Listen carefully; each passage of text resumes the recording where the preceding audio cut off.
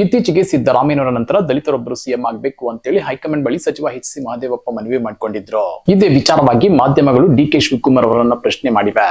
ಇದಕ್ಕೆ ವ್ಯಂಗ್ಯವಾಗಿ ರಿಯಾಕ್ಟ್ ಮಾಡಿರೋ DCM DK Shivakumar, ಹಿರಿಯ ಸಚಿವ ಎಚ್ ಸಿ ಮಹದೇವಪ್ಪ ನಮ್ಮ ಹೈಕಮಾಂಡ್ ನ ಭಾಗವೇ ಆಗಿದ್ದಾರೆ. ಮುಖ್ಯಮಂತ್ರಿ ಬದಲಾವಣೆಯ ಬಗ್ಗೆ ಅವರಿಗೆ ಮಾಹಿತಿ ಇದ್ದೇ ಇರಬಹುದು. ಅದಕ್ಕಾಗಿ ಅವರು ದಲಿತ ಮುಖ್ಯಮಂತ್ರಿಯ ವಿಚಾರ ಎತ್ತಿಕೊಂಡಿರಬಹುದು. ನನಗೆ ಅಂತಹ ಯಾವುದೇ ಮಾಹಿತಿ ಇಲ್ಲ ಅಂತೇಳಿ ಡಿಸಿಎಂ ಡಿಕೆ ಶಿವಕುಮಾರ್ ವ್ಯಂಗ್ಯವಾಡಿದ್ದಾರೆ. ಕಾಂಗ್ರೆಸ್ ಹೈಕಮಾಂಡ್ ತಮಗೆ ಅಥವಾ ಮುಖ್ಯಮಂತ್ರಿ ಸಿದ್ದರಾಮಯ್ಯನವರಿಗೆ ದೆಹಲಿಗೆ ಬರುವ ಸೂಚನೆ ನೀಡಿದೆಯಾ ಅನ್ನೋ ಪ್ರಶ್ನೆಗೆ ನನಗೆ ಅಂತಹ ಯಾವುದೇ ಕರೆ ಬಂದಿಲ್ಲ. ಇಲಾಖೆಯ ಕೆಲಸಕ್ಕಾಗಿ ಮಾತ್ರ ನಾನು ದಿಲ್ಲಿಗೆ ಹೋಗುತ್ತಿದ್ದೇನೆ ಅಂತೇಳಿ ಸ್ಪಷ್ಟನೆ ಕೊಟ್ಟಿದ್ದಾರೆ. ಇನ್ನ 1 ಲಕ್ಷ ಕೋಟಿ ರೂಪಾಯಿ ಮೌಲ್ಯದ ನಗರಾಭಿವೃದ್ಧಿ ಯೋಜನೆ ಕುರಿತು ಕೇಂದ್ರದ ಅಧಿಕಾರಿಗಳೊಂದಿಗೆ ಚರ್ಚೆ ಮಾಡಿ ಟಿಯರ್ 2 ಮತ್ತು ಟಿಯರ್ 3 ನಗರಗಳಿಗೆ ಅನುದಾನ ತಪ್ಪದಂತೆ ನೋಡಿಕೊಳ್ಳಿವೆ ಅಂತ ಹೇಳಿದ್ದಾರೆ. ಇತ್ತೀಚೆಗಷ್ಟೇ ಸಚಿವ ಸಂಪುಟ ಪುನರಚನೆಗೆ 31 ಶಾಸಕರು ಒತ್ತಾಯ ಮಾಡಿ ಹೈಕಮಾಂಡ್ ನಾಯಕರಿಗೆ ಪತ್ರವನ್ನ ಬರೆದಿದ್ರು.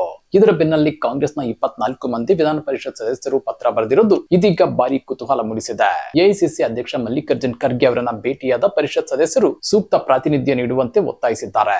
ಸಚಿವ ಸಂಪುಟದಲ್ಲಿ ಪ್ರಾತಿನಿಧ್ಯ ನೀಡುವಂತೆ 24 ಎಂಎಲ್ಸಿಗಳು ಸಹಿ ಮಾಡಿ ಪತ್ರವನ್ನ ಖರ್ಗೆ ಅವರಿಗೆ ಸಲ್ಲಿಸಿದ್ದಾರೆ. ಸಂಪುಟದಲ್ಲಿ ಎಂಎಲ್ಸಿಗಳಿಗೆ ಪ್ರಾತಿನಿಧ್ಯ ಇಲ್ಲದಿರುವುದು ಅಸಮಾನತೆ, ನಿರುತ್ಸಾಹ ಭಾವನೆ ಉಂಟು ಮಾಡುತ್ತೆ. ಇದು ಎಂಎಲ್ಸಿಗಳಿಗೆ ರಾಜಕೀಯ ನಿರೀಕ್ಷೆಗಳಿಲ್ಲ ಎಂಬ ಗ್ರಹಿಕೆಗೆ ಕಾರಣವಾಗುತ್ತದೆ. ಸಮರ್ಥ ನಾಯಕರು ಎಂಎಲ್ಸಿ ಚುನಾವಣೆಗಳಲ್ಲಿ ಸ್ಪರ್ಧಿಸುವ ಬದಲು ವಿಧಾನಸಭಾ ಟಿಕೆಟ್ಗಳನ್ನು ಪಡೆಯಲು ಮುಂದಾಗುತ್ತಾರೆ. ನಂತರ ಇದು ಗುಂಪುಗಾರಿಕೆಗೆ ಕಾರಣವಾಗ್ತದೆ, ಪಕ್ಷದ ಸಂಘಟನೆಯನ್ನ ದುರ್ಬಲಗೊಳಿಸುತ್ತದೆ. ಎಲ್ಲ ಎಂಎಲ್ಸಿಗಳು ಪಕ್ಷದ ಸಂಘಟನೆಯನ್ನ ಬಲಪಡಿಸುವಲ್ಲಿ ಆಳವಾಗಿ ತಮ್ಮನ್ನ ತೊಡಗಿಸಿಕೊಂಡಿದ್ದಾರೆ. ಆದ್ದರಿಂದ ವಿಧಾನ ಪರಿಷತ್ನ ಕನಿಷ್ಠ 5 ಸದಸ್ಯರನ್ನ ಸಚಿವ ಸಂಪುಟದಲ್ಲಿ ಸೇರಿಸಿಕೊಳ್ಳಬೇಕು ಅಂತ ಒತ್ತಾಯಿಸಿದ್ದಾರೆ ಅಂತ ತಿಳಿದು ಬಂದಿದೆ. ಕೆಲ ದಿನಗಳ ಹಿಂದೆ ನಿಖಿಲ್ ಕುಮಾರಸ್ವಾಮಿ ಒಂದು ಮಾತನ್ನ ಹೇಳಿದ್ರು. ನಾನು ಮುಂದಿನ ಚುನಾವಣೆಯಲ್ಲಿ ಕೆಆರ್ ಪೇಟೆಗೆ ಶಿಫ್ಟ್ ಆಗಬಹುದು ಅಂತ ಹೇಳಿದ್ರು. ಆದ್ರೀಗ ಆ ಮಾತಿಗೆ ಉಲ್ಟಾ ಹೊಡೆದಿದ್ದಾರೆ. ನಾನು ರಾಮನಗರಕ್ಕೆ ಫಿಕ್ಸ್ ಆಗಿದ್ದೇನೆ, ಯಾವುದೇ ಅನುಮಾನ ಬೇಡ, ನಾನು ಪಲಾಯನವಾದಿ ರಾಜಕಾರಣ ಮಾಡಲ್ಲ, ನಮ್ಮ ಕಾರ್ಯಕರ್ತರ ಆದೇಶವೇ ಅಂತಿಮ ಅಂತ ಹೇಳುವ ಮೂಲಕ ಮುಂದಿನ ಚುನಾವಣೆಯಲ್ಲಿ ರಾಮನಗರ ಕ್ಷೇತ್ರದಿಂದ ಸ್ಪರ್ಧಿಸುವ ಸುಳಿವನ್ನ ನಿಖಿಲ್ ಕುಮಾರಸ್ವಾಮಿ ನೀಡಿದ್ದಾರೆ. ರಾಮನಗರದಲ್ಲಿ ಖಾಸಗಿ ಕಾರ್ಯಕ್ರಮ ನಿಮಿತ್ತ ಆಗಮಿಸಿದ್ದ ನಿಖಿಲ್ ಕುಮಾರಸ್ವಾಮಿ ಸುದ್ದಿಗಾರರೊಂದಿಗೆ ಮಾತನಾಡಿದ್ರು. ಸಚಿವರ ಬದಲಾವಣೆ ಬಗ್ಗೆ 31 ಶಾಸಕರ ಪತ್ರ ವಿಚಾರವಾಗಿ ಸುದ್ದಿಗಾರರ ಪ್ರಶ್ನೆಗೆ ರಿಯಾಕ್ಟ್ ಮಾಡಿದ್ರು. ಕೇವಲ ಸಚಿವರ ಬದಲಾವಣೆಯಲ್ಲ, ಇಡೀ ಸರ್ಕಾರ ಬದಲಾವಣೆ ಮಾಡುವ ದಿನ ದೂರವಿಲ್ಲ. 7 ಕೋಟಿ ಕನ್ನಡಿಗರು ಅದನ್ನ ಮಾಡುತ್ತಿದ್ದಾರೆ ಅಂತ ಹೇಳಿದ್ದಾರೆ. ರಾಜ್ಯಾದ್ಯಂತ ನಾನು ಪ್ರವಾಸ ಮಾಡಿದ್ದೇನೆ. ರಾಜ್ಯದಲ್ಲಿ ಟ್ರೆಂಡ್ ಬದಲಾವಣೆ ಆಗಿದೆ. ಈಗ ಚುನಾವಣೆ ನಡೆದ್ರೂ ಕಾಂಗ್ರೆಸ್ ಸರ್ಕಾರವನ್ನ ಜನ ತಿರಸ್ಕಾರ ಮಾಡ್ತಾರೆ. ಸ್ಥಳೀಯ ಚುನಾವಣೆಗಳಲ್ಲಿ ಕಾಂಗ್ರೆಸ್ ಬೀದಿಗೆ ಬರುತ್ತೆ.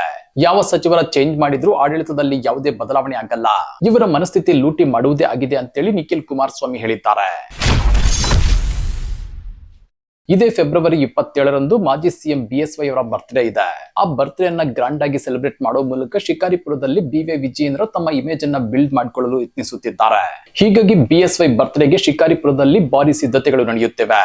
ಈ ಬಾರಿಯ ಬಿಎಸ್ವೈ ಬರ್ತ್ಡೇ ಕೇವಲ ಸಂಭ್ರಮಾಚರಣೆಗಾಗಿ ಉಳಿದಿಲ್ಲ. ಬದಲಾಗಿ ಬಿಜೆಪಿ ರಾಜ್ಯಾಧ್ಯಕ್ಷ ಬಿವೈ ವಿಜಯೇಂದ್ರ ಅವರ ಬಹುದೊಡ್ಡ ರಾಜಕೀಯ ಶಕ್ತಿ ಪ್ರದರ್ಶನದ ವೇದಿಕೆಯಾಗಿ ಮಾರ್ಪಡ್ತಿದೆ. ಶಿಕಾರಿಪುರದಲ್ಲಿ ನಡೆಯಲಿರುವ ಬಿಎಸ್ವೈ ಹುಟ್ಟು ಹಬ್ಬದ ಮೂಲಕ ಬೃಹತ್ ಪ್ರಮಾಣದಲ್ಲಿ ಮತಗಳನ್ನ ಕ್ರೋಢೀಕರಿಸಲು ಬಿವೈ ವಿಜಯೇಂದ್ರ ಪ್ಲಾನ್ ಮಾಡಿದ್ದಾರೆ. ಕಳೆದ ಚುನಾವಣೆಗಿಂತ ಮುಂದಿನ ದಿನಗಳಲ್ಲಿ ತಮ್ಮ ಗೆಲುವಿನ ಅಂತರವನ್ನ ಮತ್ತಷ್ಟು ಹೆಚ್ಚಿಸಿಕೊಳ್ಳುವ ನಿಟ್ಟಿನಲ್ಲಿ ತಂದೆಯ ಮೊರೆ ಹೋಗಿದ್ದಾರೆ. ಶಿಕಾರಿಪುರ ಭದ್ರಕೋಟೆಯನ್ನ ಮತ್ತಷ್ಟು ಬಲಪಡಿಸಿಕೊಳ್ಳಲು ಬಿಎಸ್ವೈ ಅವರ ರಾಜಕೀಯ ವರ್ಚಸ್ಸು, ಜಾತಿ ಬಲ, ಆರ್ಎಸ್ಎಸ್ ಹಾಗೂ ಪಕ್ಷದ ಸಂಪೂರ್ಣ ಬೆಂಬಲವನ್ನ ತಮ್ಮದಾಗಿಸಿಕೊಳ್ಳಲು ಈ ಬರ್ತ್ಡೇ ಸೆಲೆಬ್ರೇಷನ್ ಅನ್ನು ದಾಳವಾಗಿ ಬಳಸಿಕೊಳ್ಳುತ್ತಿದ್ದಾರೆ. ಕಳೆದ ಬಾರಿ ಬಿಎಸ್ವೈ ಹುಟ್ಟು ಹಬ್ಬದ ಅದ್ದೂರಿ ಆಚರಣೆಗೆ ಸ್ವಪಕ್ಷದ ಕೆಲವು ನಾಯಕರ ಸಲಹೆಯಂತೆ ಹೈಕಮಾಂಡ್ ಬ್ರೇಕ್ ಹಾಕಿತ್ತು. ಆದ್ರೆ ಈ ಬಾರಿ ಅಂತಹ ಯಾವುದೇ ಅಡೆತಡೆಗಳಿಲ್ಲ. ಹೀಗಾಗಿ ಅದ್ದೂರಿ ಕಾರ್ಯಕ್ರಮದ ಆಯೋಜನೆಗೆ ಸಿದ್ಧತೆ ನಡೆಯುತ್ತಿದೆ. ಆ ಮೂಲಕ ಹೈಕಮಾಂಡ್ಗೆ ತಮ್ಮ ಶಕ್ತಿ ಸಾಮರ್ಥ್ಯಗಳನ್ನು ಪ್ರದರ್ಶಿಸೋಕೆ ತಂದೆಯ ಬರ್ತ್ಡೇ ಕಾರ್ಯಕ್ರಮವನ್ನ ವಿಜಯೇಂದ್ರ ಸದ್ಬಳಕೆ ಮಾಡಿಕೊಳ್ಳುತ್ತಿದ್ದಾರೆ ಅನ್ನೋ ರಾಜಕೀಯ ವಿಶ್ಲೇಷಣೆಗಳಿವೆ. ಬಿಎಸ್ವೈ ಬೆನ್ನಿಗಿರುವ ಜಾತಿ ಬಲ ಹಾಗೂ ಜನಬೆಂಬಲ ನನ್ನ ಜೊತೆಗೂ ಇದೆ ಅನ್ನೋ ಸ್ಪಷ್ಟ ಸಂದೇಶವನ್ನ ಸ್ವಪಕ್ಷದ ವಿರೋಧಿ ಬಣಕ್ಕೆ ರವಾನಿಸುವುದು ಈ ಮೆಗಾ ಈವೆಂಟ್ ನ ಹಿಂದಿನ ಪ್ರಮುಖ ಉದ್ದೇಶ ಅಂತ ಹೇಳಲಾಗ್ತಿದೆ. ಕಬ್ಬು ಬೆಳೆಗಾರರಿಗೆ ರಾಜ್ಯ ಸರ್ಕಾರದಿಂದ ಭರ್ಜರಿ ಗುಡ್ ನ್ಯೂಸ್ ಸಿಕ್ಕಿದೆ. ರಾಜ್ಯ ಸರ್ಕಾರ ಈ ಹಿಂದೆ ಘೋಷಿಸಿದಂತೆಯೇ 300 ಕೋಟಿ ರೂಪಾಯಿ ಬಿಡುಗಡೆ ಮಾಡಿದೆ. ಈ ಬಗ್ಗೆ ರಿಯಾಕ್ಟ್ ಮಾಡಿರೋ ಕಬ್ಬು ಅಭಿವೃದ್ಧಿ ಹಾಗೂ ಸಕ್ಕರೆ ಇಲಾಖೆ ಸಚಿವ ಶಿವಾನಂದ ಪಾಟೀಲ್ ಮಾಧ್ಯಮಗಳ ಜೊತೆ ಮಾಹಿತಿ ಹಂಚಿಕೊಂಡಿದ್ದಾರೆ. ರಾಜ್ಯ ಸರ್ಕಾರ ಘೋಷಣೆ ಮಾಡಿದಂತೆ 2025-26ನೇ ಸಾಲಿನಲ್ಲಿ ರಾಜ್ಯದ ಸಕ್ಕರೆ ಕಾರ್ಖಾನೆಗಳಿಗೆ ಕಬ್ಬು ಪೂರೈಕೆ ಮಾಡಿದ ರಾಜ್ಯದ ರೈತರಿಗೆ ಪ್ರತಿ ಟನ್ಗೆ 50 ರೂಪಾಯಿ ಆರ್ಥಿಕ ನೆರವಿನ ಮೊತ್ತವಾಗಿ 300 ಕೋಟಿ ರೂಪಾಯಿಗಳನ್ನ ಬಿಡುಗಡೆ ಮಾಡಲಾಗಿದೆ ಅಂತ ಹೇಳಿದ್ದಾರೆ.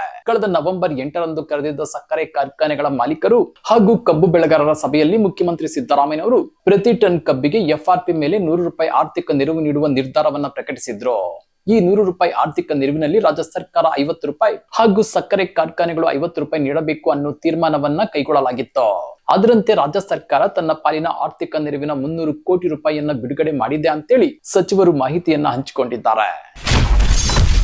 ಇನ್ನ ಇತ್ತೀಚೆಗೆ 5 ಲಕ್ಷ ರೂಪಾಯಿ ಲಂಚ ಪಡೆಯುತ್ತಿದ್ದಾಗ ರೆಡ್ ಹ್ಯಾಂಡ್ ಆಗಿ ಸಿಕ್ಕಿ ಬಿದ್ದಿದ್ರು ಬಿಜೆಪಿ ಶಾಸಕ ಚಂದ್ರು ಲಮಣಿ. ಸದ್ಯ ಅವರು ನ್ಯಾಯಾಂಗ ಬಂಧನದಲ್ಲಿದ್ದಾರೆ. ಆದ್ರೀಗ ಅವರನ್ನ ಬೆಂಬಲಿಸಿ ಬಿಜೆಪಿ ಪ್ರತಿಭಟನೆಗಿಳಿದಿದೆ. ಗದಗ ಜಿಲ್ಲೆಯ ಲಕ್ಷ್ಮೇಶ್ವರ ಪಟ್ಟಣದಲ್ಲಿ ಬೃಹತ್ ರ್ಯಾಲಿಯಲ್ಲಿ ಕಾರ್ಯಕರ್ತರು ಭಾಗವಹಿಸಿ ಫಲಕಗಳು, ಬ್ಯಾನರ್ಗಳು ಮತ್ತು ಪೋಸ್ಟರ್ಗಳನ್ನ ಹಿಡಿದು ಶಾಸಕರನ್ನ ಬಲೆಗೆ ಬೀಳಿಸಿದ್ದಕ್ಕಾಗಿ ಕಾಂಗ್ರೆಸ್ ಸರ್ಕಾರದ ವಿರುದ್ಧ ಘೋಷಣೆಗಳನ್ನ ಕೂಗಿದ್ದಾರೆ. ಜೊತೆಗೆ ಕಾಂಗ್ರೆಸ್ ಶಾಸಕ ಲಮಾಣಿ ವಿರುದ್ಧ ಪಿತೂರಿ ನಡೆಸಿದೆ ಅಂತ ದೂರಿದ್ದಾರೆ. ಕಾಂಗ್ರೆಸ್ ಸರ್ಕಾರ ಯಾವಾಗಲೂ ಪಕ್ಷದ ಪರವಾಗಿ ನಿಲ್ಲುವ ಬಂಜಾರ ಸಮುದಾಯವನ್ನ ಗುರಿಯಾಗಿಸಿಕೊಂಡಿದೆ ಅಂತೇಳಿ ಬಿಜೆಪಿ ದೂರಿದೆ.